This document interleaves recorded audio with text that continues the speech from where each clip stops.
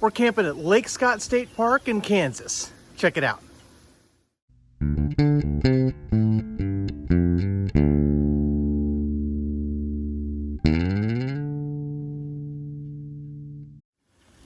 Hey guys, I'm Kevin with Camp Outside, your inside source for all things outside. Well, we just left Natural Falls State Park in Oklahoma and drove to Lake Scott State Park in Kansas. And guys, I've never camped in Kansas before, and it is beautiful here. And I am super excited about it. There's a lake, obviously, at Lake Scott State Park. Delaney's already down there fishing. The first thing I did when I got here, as soon as I set up, I went down there with a fishing rod and wet a line and didn't get any hits or anything, but just it was good to fish for a few minutes. Now I'm back here, I'm cooking dinner. If you can see, we got chicken on the griddle, doing some grilled chicken and some rice for dinner. So this is a really cool place. I can't wait to explore it. We're here for one full day, so we're doing a little bit of fishing tonight, then we're going to explore here tomorrow. There are some really cool places not only in the state park but around the state park, so we're going to go check those out tomorrow. I'm going to do my full campground review, so when that goes live, I'll put a link right up here where you can check out my campground review for this park. But guys, this place is really, really neat. This campground though is pretty wide open. There's no vegetation to block your sight lines, right? So we're looking at a Grand Design Solitude right next to us, a big fifth wheel. And the other side of us, there's like one tree, and then there's a guy with a camper trailer.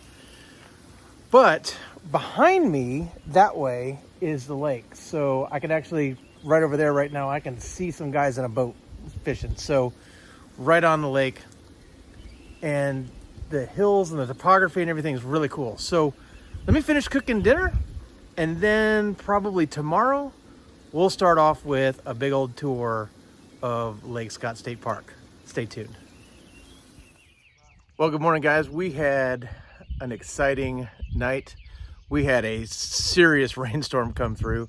Everything of course was fine in the cargo camper, but my son's tent got a little wet. We're using our old Eureka Tetragon 3 for this trip, and usually I use a better tent when I have both sons because they don't really like to share a small tent. I give them a 6-man Sierra Designs Tabernash 6 for them to share, but I figured since I'm only bringing one kid, I'll just take the Tetragon 3. I do have a spare tent in the van that we might end up using. It's a little bit bigger. I just kind of wanted the small footprint of the Tetragon 3, but it is definitely not up to thunderstorms. So we're drying stuff out, and then we're gonna go explore. We're gonna go to 2 cool places outside of the park today. Then we're gonna go explore different parts of Lake Scott. So let me just give you a little campsite tour before we roll here. So here's a look at the campground. We're in the Lakeside Campground here at Lake Scott. There's a bunch of campgrounds here. I have to figure that out for my campground review video. But we're in site 116. So there's the Kemp bus there. As you can see, it's pretty wide open. There's Barb working on Delaney's tent. So there's our little Eureka Tetragon 3, and you can see wide open to the neighbor next to us. But look at those views. I mean, I didn't know Kansas looked like this as I bugged the neighbor's dog. So we'll move away. So we're gonna head into our site here. There's our cargo camper.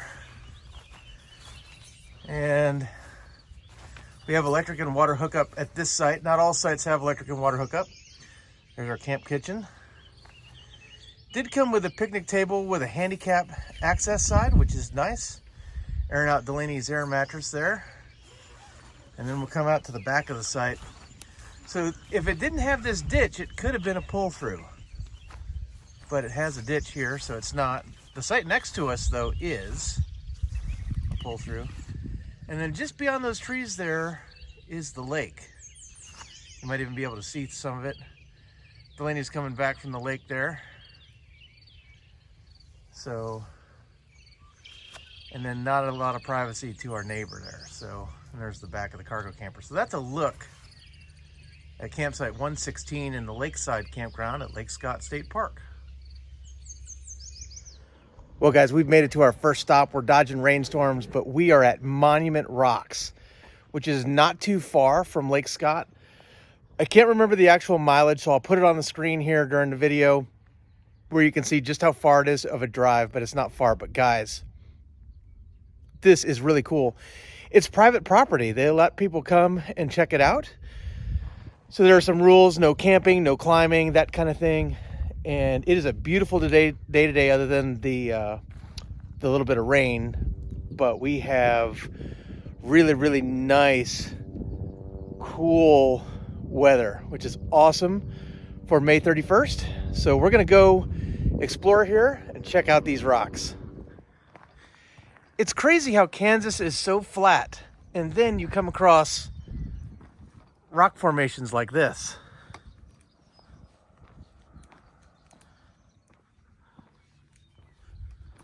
Looks like there's some signage over by that one. I'm interested to hear how these were formed, whether it was erosion or some other formation that caused these. And then across the way there are a whole bunch more.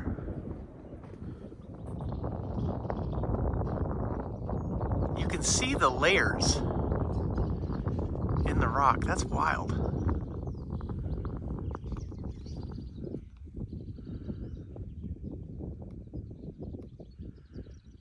Really cool.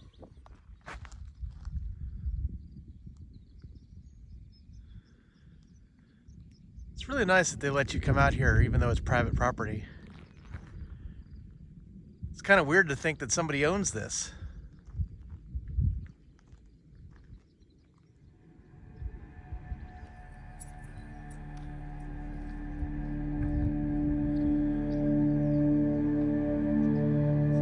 No camping, no climbing, no littering.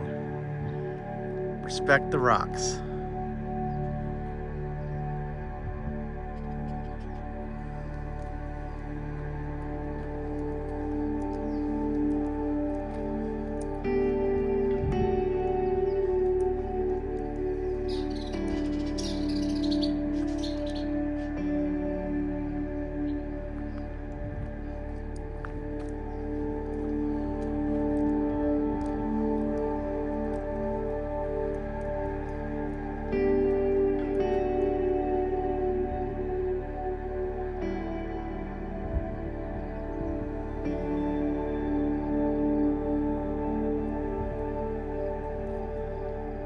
Here's the backside.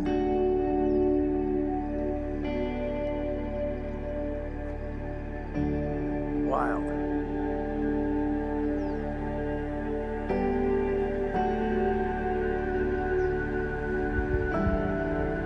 You can see nests in the rocks. Not sure what makes those. I'll have to find out.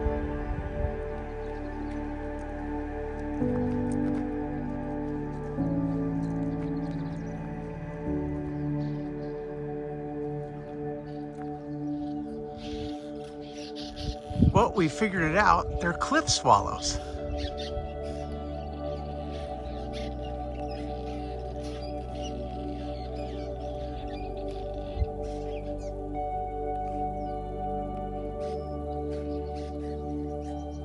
How cool is that?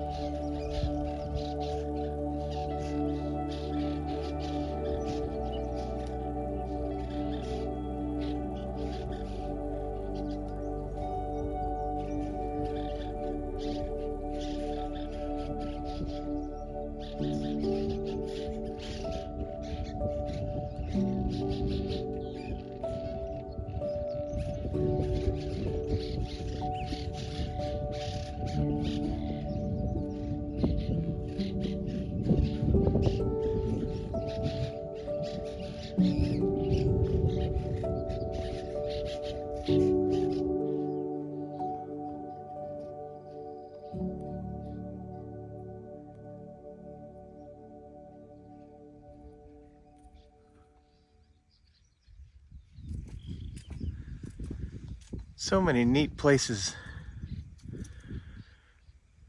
Really cool.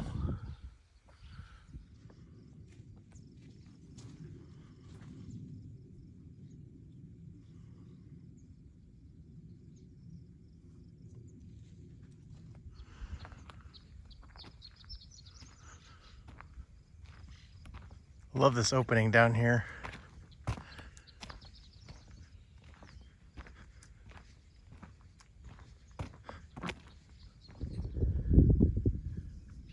So it says these 50-foot majestic chalk spires are eroded remains from sedimentary deposits of the Western Interior Seaway that extended from present-day Gulf of Mexico through Canada in the late Cretaceous period 80 million years ago.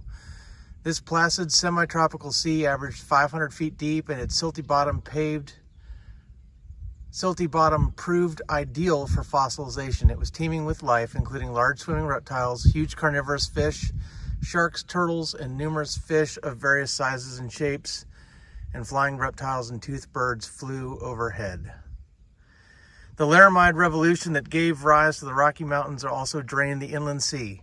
During the Ice Age, glacial melt from these mountains and torrential rainfall flowed east, where it carved out softer sediments and left chalk spires and badlands. Mineral content colored the chalk into various hues. The sides of the monument rocks show layers of iron, gypsum, bentonite, and giant clams.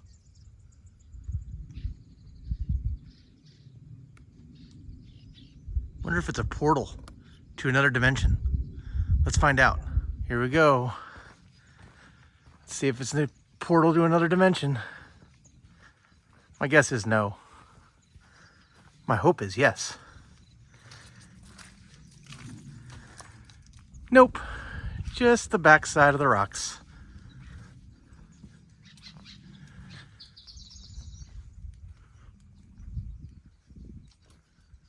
There's something moving out there in the prairie. I don't know what it is. Maybe a deer?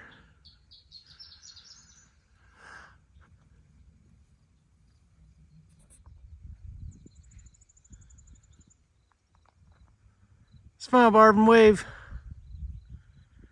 There she is. My favorite travel companion.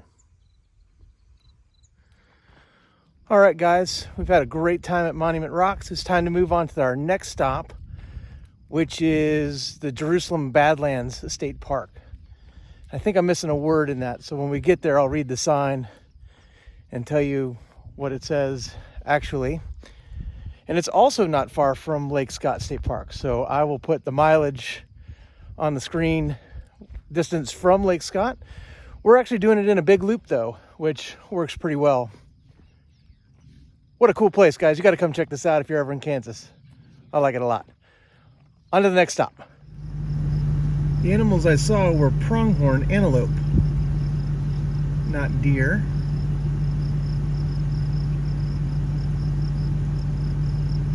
It's about max zoom on my iPhone. Pretty cool though.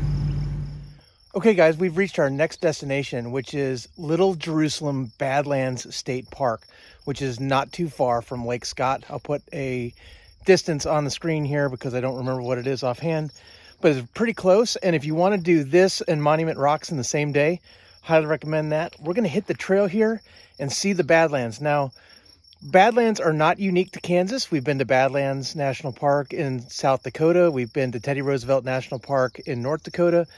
There are Badlands all across the central United States, but they're super cool and they're always different everywhere we go. So let's check out these Badlands and see what we see.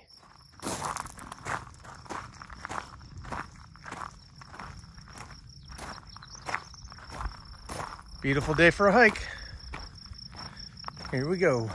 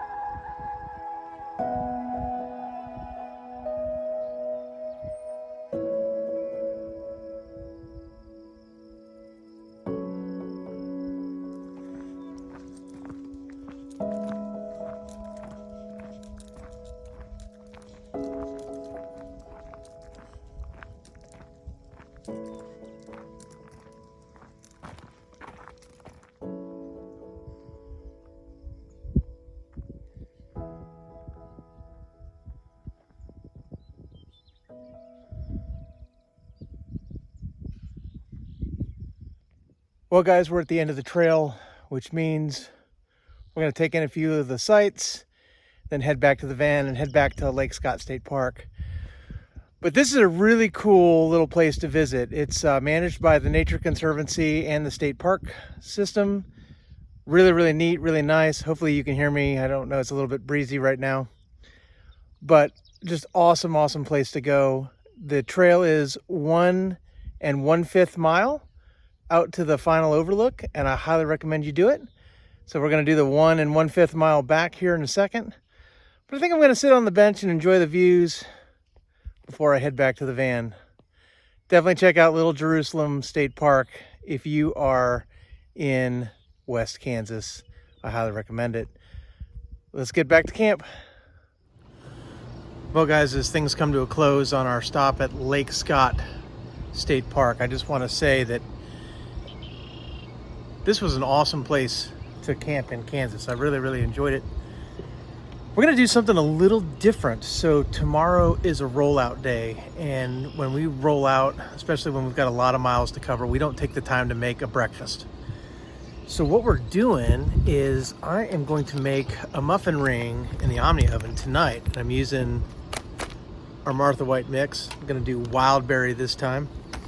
And I figured I'll make it tonight, and I might enjoy a slice of warm muffin, but the majority of it will be for tomorrow.